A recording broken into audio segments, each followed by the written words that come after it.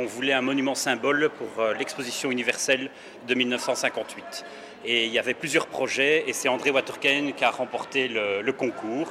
Et donc il a réalisé la maquette donc en forme d'atomium et puis après il l'a réalisé en grandeur nature. Pourquoi a-t-on appelé ce bâtiment l'atomium ? Alors donc l'atomium, dans le mot atomium, il y a atome parce qu'à l'époque, à l'exposition universelle de 58, il y avait une grande exposition sur l'énergie atomique. Donc pourquoi 9 boules ? 9 boules parce que en fait, l'atomium représente un cristal de fer agrandissant 65 milliards de fois et alors donc il y a 9 atomes et ils ont fait donc les 9 sphères. Que contiennent chaque boule de l'atomium ? Alors, il y a plusieurs choses en fait. Donc, il y a la sphère du haut, le panorama, il y a la vue panoramique et le restaurant. La sphère centrale, c'est un bar à pois avec des photos de la rénovation. La sphère de base, donc, qui se trouve juste au-dessus de notre tête, c'est une sphère qui est consacrée à l'Expo 58 et à la construction de l'atomium. Il y a une autre sphère qui est consacrée à des expositions temporaires. Et il y a encore une sphère consacrée aux événements. Donc une société peut louer cette sphère pour organiser des conférences, séminaires, etc. Et alors il y a une autre sphère qui est réservée aux écoles, puisque depuis la réouverture, une classe peut dormir dans l'atomium. Il y a juste 3 sphères au total qui sont inaccessibles. Ce sont des sphères techniques. En moyenne, combien de personnes travaillent à l'atomium ? Au sein de l'ASB l'atomium, on doit être entre 30 et 40 personnes. Qui a eu l'idée de la construire ? André Waterkane, le créateur. Pourquoi en 1958 ? Puisqu'en 1958, donc, il y avait une grande exposition universelle. Celle d'avant, c'était en 1939 à New York. Puis il y a eu la Seconde Guerre mondiale. Et puis après, il y a eu les événements, la guerre froide, la guerre en Corée. Donc le projet a été retardé. Et puis après, les travaux ici ont commencé dans les années 55-56. L'atomium est-il connu mondialement ? Je l'espère. Je crois que oui, puisque pour l'Expo 58, on a eu presque 42 millions de visiteurs. Pourquoi l'avoir construit ici, au Ezel ? Parce qu'il y avait de la place et puis après le site du Ezel a déjà été utilisé pour l'Expo universelle en 1935. Qu'est-ce qui en fait une attraction touristique importante ? L'atomium, rien qu'à lui, c'est le symbole de la Belgique, le symbole de Bruxelles. Donc c'est un monument incontournable pour les Belges et pour les visiteurs étrangers. Y a-t-il beaucoup de touristes qui viennent ici chaque jour ? Chaque jour, oui. Bon, c'est difficile de faire une moyenne. Il y a beaucoup plus de monde, évidemment, un dimanche et jour férié pendant les vacances scolaires. Une journée calme, ça tourne autour des 700 000 visiteurs. Mais on peut aller jusqu'à au-delà des 2000, 3000 visiteurs. Alors, en quelle matière a-t-il été construit ? Alors, donc, toute l'ossature de l'atomium est en acier et les plaques que vous pouvez voir à l'extérieur, ce sont des plaques en acier inoxydable, donc en inox. Pourquoi l'a-t-on pas démoli après l'exposition ?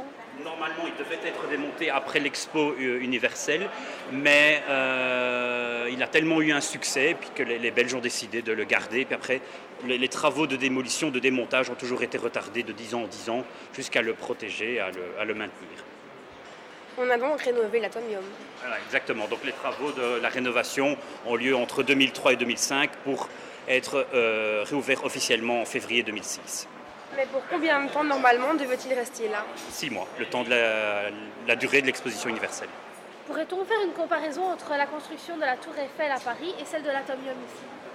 C'est une bonne question.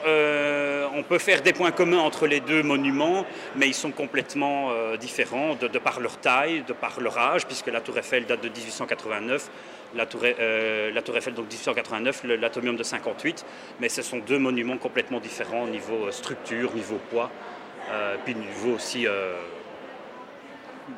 reconnaissance mondiale. Quelles sont les données techniques de l'atomium ? Alors, concernant les données techniques, donc l'atomium fait 102 mètres de haut, donc un tiers de la Tour Eiffel, mais il faut savoir qu'en dessous de nos pieds, il y a 18 mètres de fondation. Donc l'atomium fait plus ou moins 120 mètres. Et il fait 2400 tonnes. Donc c'est pour ça que l'atomium a besoin évidemment de fondations très très solides. À la base, André Waterkane, quand il a voulu construire l'atomium, il s'est dit je ne vais pas faire de grands bipodes, mais il a dû en placer. Donc ce sont les grands pieds qui se trouvent. Il y a 3 grands bipodes donc, de part et d'autre de l'atomium. Sinon, il y a l'ascenseur qui est un des plus rapides d'Europe à l'époque, puisqu'il fait 5 mètres par seconde. Donc en 23 secondes, vous êtes au sommet. Et alors, il y a des très très grands escalators, puisque les plus grands font 35 mètres de long. Toutes les sphères ont un diamètre de 18 mètres.